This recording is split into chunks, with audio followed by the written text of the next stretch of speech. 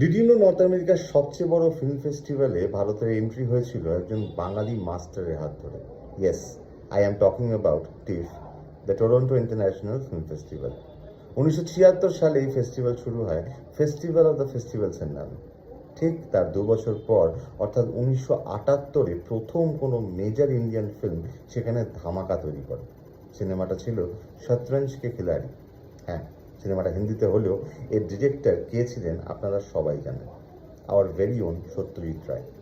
আর এই সিনেমার প্রতিটি ফ্রেমকে ফ্রেমিং আর লাইটিংয়ের জাদুতে নেক্সট লেভেলে নিয়ে গেছিলেন ওনার লেজেন্ডারি সিনেমাটোগ্রাফার সৌমেন্দু রায়, কাল ও ক্রমে আমার শিক্ষক। ওনাদের এই মাস্টারপিস টরন্টোর দর্শকদের জাস্ট মুগ্ধ করে দিয়েছিল।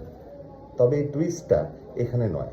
টুইস্ট হলো, সত্যজিৎ রায় তো শুরু করেছিলেন, কিন্তু এরপর এমন একজন বাঙালি ডিরেক্টর টরন্টো কাঁপিয়েছিলেন, যার সিনেমা দেখে স্বয়ং অমিতাভ বচ্চনও গ্লোবাল প্ল্যাটফর্মে মাথা নত করতে বাধ্য করেন। কে ছিলেন সেই মাস্টার মাইন্ড? জানতে হলে সঙ্গে থাকুন।